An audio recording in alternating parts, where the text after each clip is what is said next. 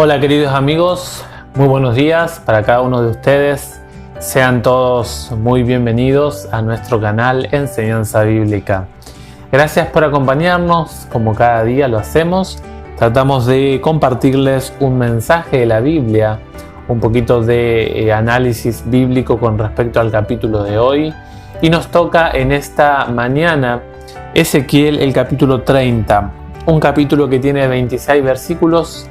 Tiene en principio una descripción de los planes de Dios, luego habla de las consecuencias y finalmente se emplea una metáfora del enfermo que tiene lastimados los brazos, que ante la figura gobernante que Dios, la figura del gobernante que se usa en la Biblia, generalmente el brazo es una indicación de poder, de fortaleza, de dominio.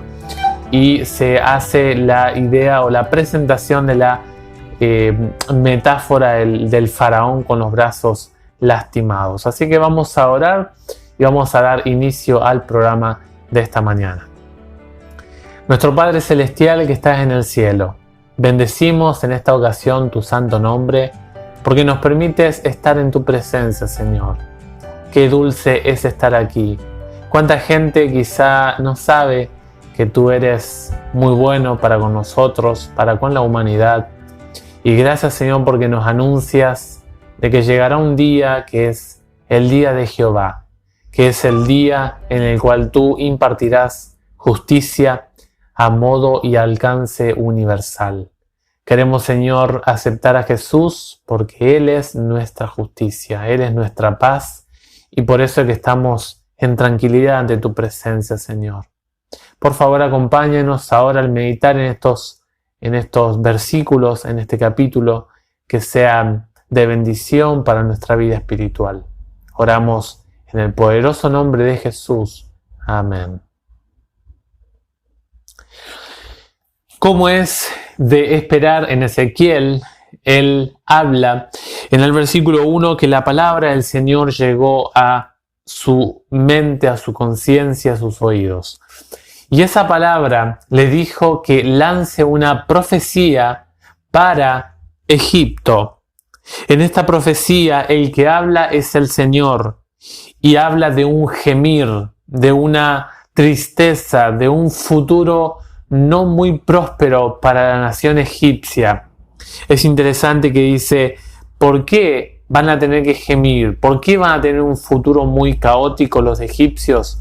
Porque dice que se acerca un día, y ese día es el día de Jehová. El día del Señor es una frase, una manera de expresar la justicia, la sentencia concreta, la venida del Señor aquí a la tierra y ejecutar sus juicios para la humanidad rebelde. Y le llegó el día a Egipto. Dice en el versículo 3, no solamente a Egipto, sino que Ezequiel es interesante que toma y dice el tiempo de las naciones. ¿Por qué?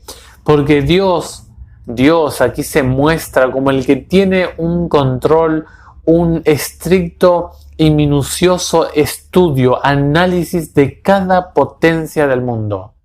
Por eso es que cuando uno mira las profecías, uno entiende de que Dios está al control de las naciones, está al control de los movimientos políticos nacionales e internacionales. Dios se muestra como el Dios que tiene un momento determinado para actuar en favor o en contra de tal o cual nación.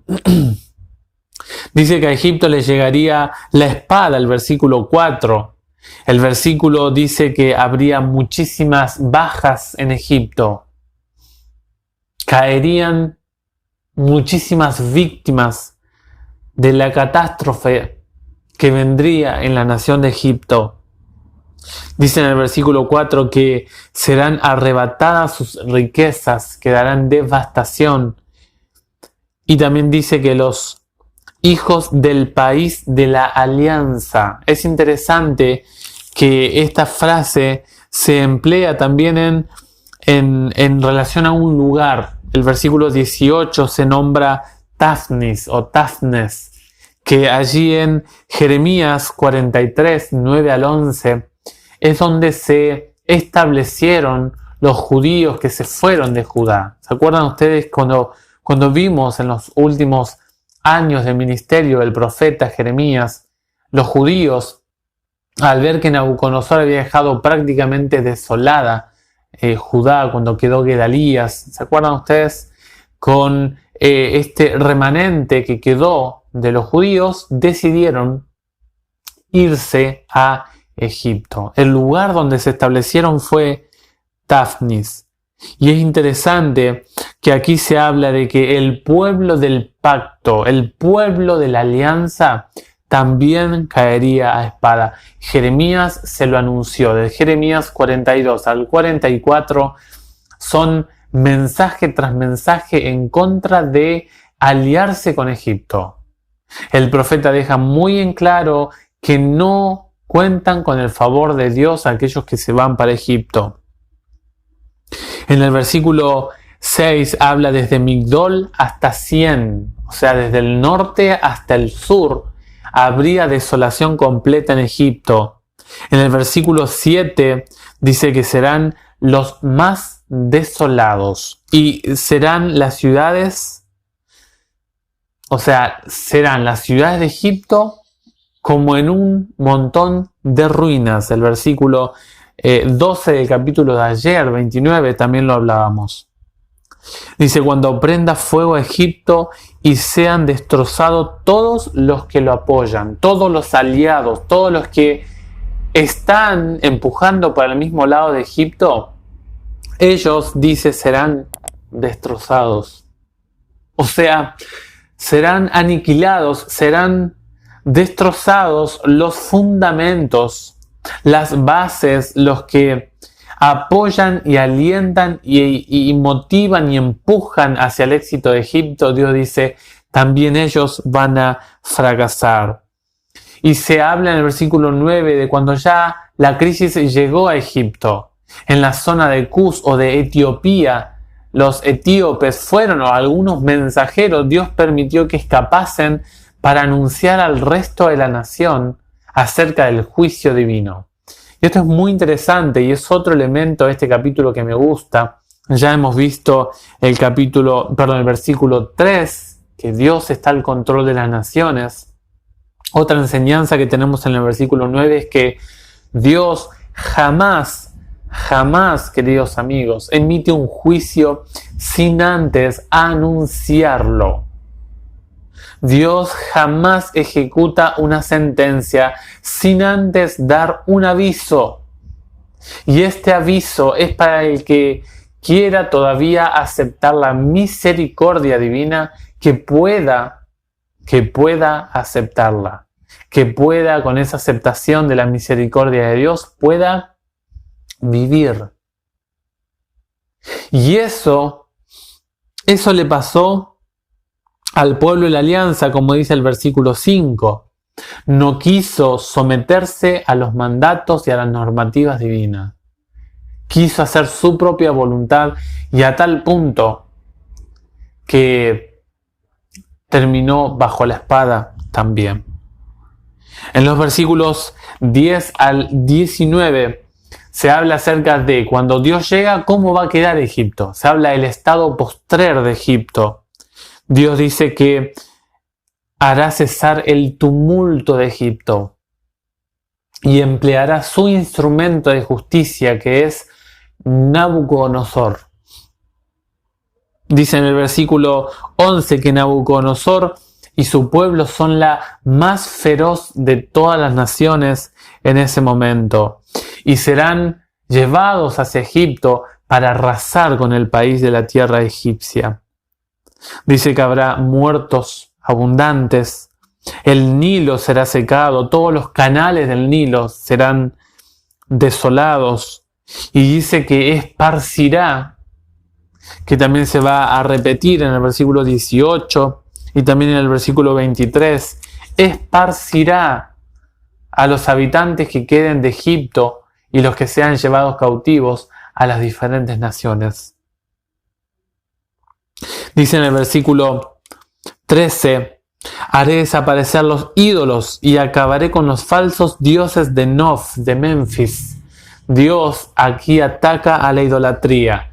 Toda la confianza en estos falsos dioses quedarán al descubierto y a la vergüenza. Devastaré, dice, a los príncipes de Egipto. No quedará más un príncipe. Y acá no es que no iba a haber un líder político en Egipto, no, porque hoy en día se ven, y Egipto más que mal siguió su historia y su existencia teniendo líderes, obviamente. Pero sí puede hacer referencia a que no habría, o al menos por un largo tiempo, ¿se acuerdan que hablábamos de los 40 años ayer? Que era un tiempo considerable, pero también puede significar que los príncipes no tendrían nunca más el mismo poder que tuvieron en el pasado. Luego continúa en el versículo 14, dice: infligiré justos castigos. Esto se repite también en el versículo 19. Infligiré justos castigos a Egipto. Dios, otra enseñanza de este capítulo, Dios jamás paga más allá de la cuenta. Dios es tan justo que le va a dar a cada uno y a cada nación según la medida de su pecaminosidad. Dice en el versículo 5: derramaré mi furor en Sin, la plaza fuerte de Egipto. Extirparé el tumulto de No. Prenderé fuego a Egipto. Sin, la plaza, se retorcerá de dolor. Se abrirán brechas en No, y los adversarios de No la ocuparán en pleno día. O sea, no haría falta una estrategia oculta en la noche de manera que no puedan verlos, sino que será entregada de manera totalmente visible. En Tafnis, donde estaba el pueblo, donde estaba el asentamiento de la colonia judía, dice: el día se oscurecerá cuando yo quiebre allí el cetro de Egipto. Dios también impartiría justicia a los judíos que están en Egipto. Y la figura del oscurecimiento, de las tinieblas, es interesante porque significa, en otras partes de las profecías bíblicas, significa castigo, desolación, que viene ruina. En los versículos 20 al 26 empieza una nueva sección. Esta sección está escrita en el año 587-586, en el cautiverio de Joaquín, y dice: en el 11º año, el día 7 del primer mes, la palabra del Señor me llegó en estos términos. Y aquí se hace desde el 21 al 26 el juego entre el que está liderando al débil o al que se va a debilitar, que es Egipto, y al que va a fortalecer, que es Nabucodonosor, Babilonia, es Dios. Y aquí se hace la figura, o se toma la figura de un enfermo que tiene sus brazos debilitados. Yo quiebro el brazo del faraón, rey de Egipto. Y se acuerdan que hablábamos de que en Egipto era muy avanzada la medicina que había allí. Pero dice que toda la medicina, todos los ungüentos que puedan emplear, no habría nadie para colocárselo al faraón. Dice el versículo 22: por eso aquí estoy contra ti, faraón, rey de Egipto. Yo quebraré no solamente un brazo, sino sus dos brazos, dice el versículo 22, el sano y el roto, y haré caer la espada de su mano. Enfermedad y debilidad en el pueblo egipcio. Y ante esta situación no podrá defenderse ante lo que vendrá, porque dice: dispersaré a los egipcios entre las naciones y los diseminaré entre los países. Pero, Dios ahora emplea la fortaleza para la otra nación, pero fortaleceré los brazos del rey de Babilonia y pondré mi espada en su mano y quebraré los brazos del faraón, que lanzará gemidos delante de él como un herido de muerte. Fortaleceré los brazos del rey de Babilonia mientras que el faraón se le caerán los brazos. Y cuando ponga mi espada en la mano del rey de Babilonia y él la extienda contra el país de Egipto, se sabrá que yo soy el Señor. Qué triste que Egipto tuvo que ser consciente por las malas de la existencia del Dios de los cielos. Y Dios, queridos amigos, emplea todo método posible para alcanzar a las diferentes naciones. Otra lección de este capítulo. Dios emplea el llamado a la conciencia, emplea sus profetas, emplea la naturaleza y emplea también el día del Señor, el día de su ira. Nosotros sabemos que este título se emplea para la escatología bíblica, para todo lo que tiene que ver con las profecías del tiempo del fin. Y llegará el día cuando el Señor nos mostrará a las claras el día de su ira, pero no a nivel local como fue en Egipto, sino aplicado y llevado a nivel mundial. El mundo sabrá que el Dios de los cielos habrá cerrado la misericordia para la humanidad. Ojalá que nosotros estemos a cuenta con Dios.